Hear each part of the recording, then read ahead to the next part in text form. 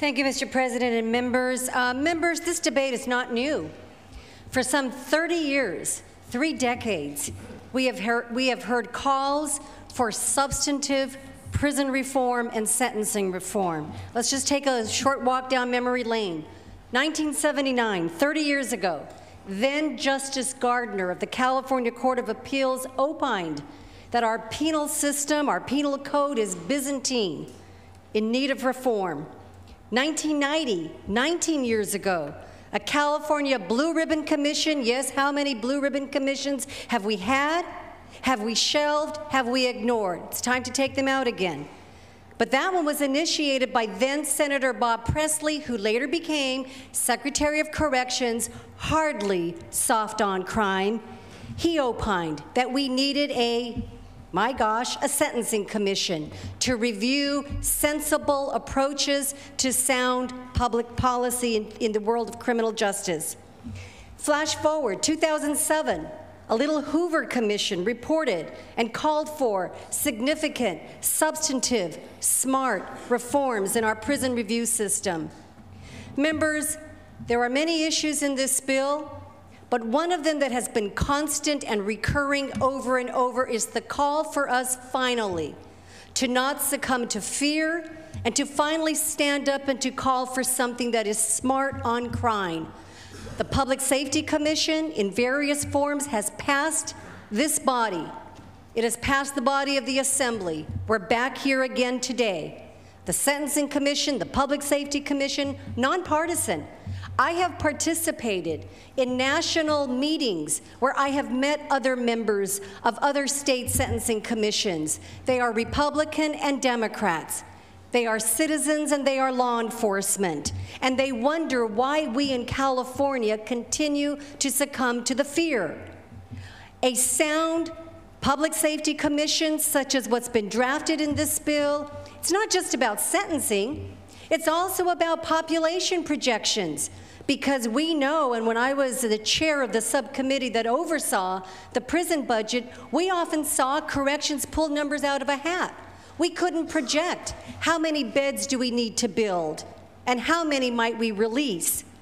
This is a sound way to do public policy. It enables us to begin to smartly plan and to project for population increases or decreases.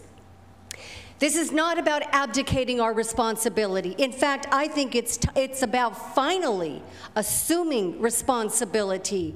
And the recommendations that are made are always brought back to the legislature for a final vote.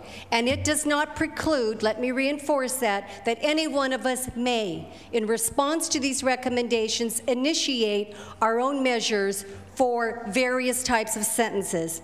Finally, members, let me say that this is personal.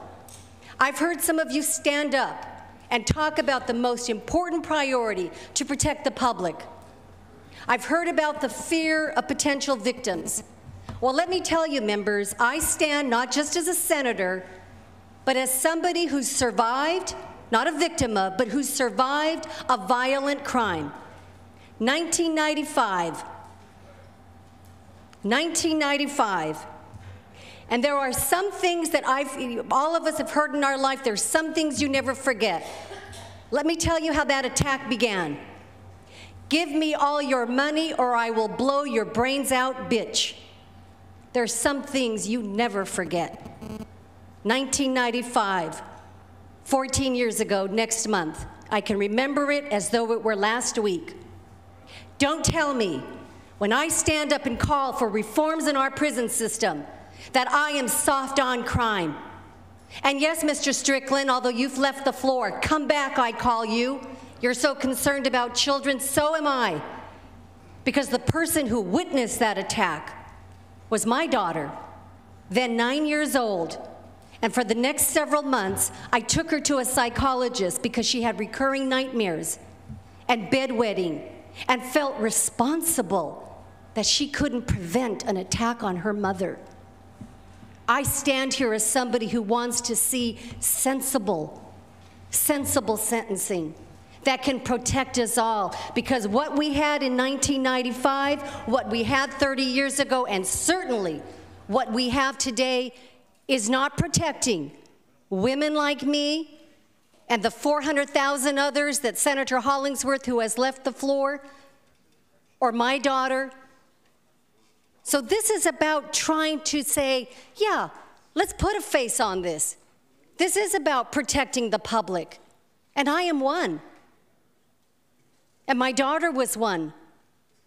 And you know what? He was on parole too. So I call for us today to not succumb to the fear. Fear immobilizes us. Fear enables us to create the Willie Hortons. This is not about a Willie Horton.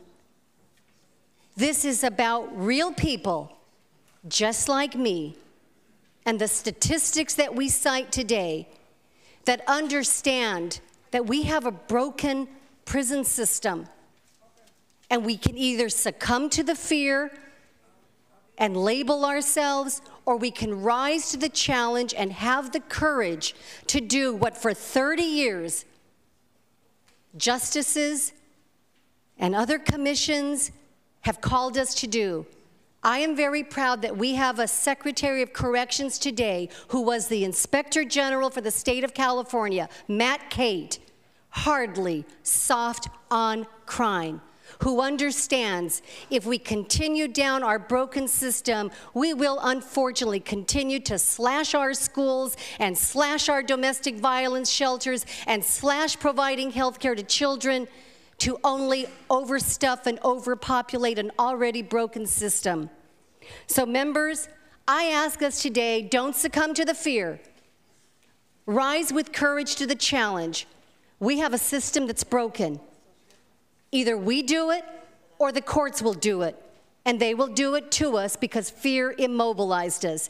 As somebody who had to fight for my life 14 years ago, I stand here today and ask you to fight for the lives of others as well who understand that we have got to make a change. Otherwise, 30 years from now, we're going to be having this same debate.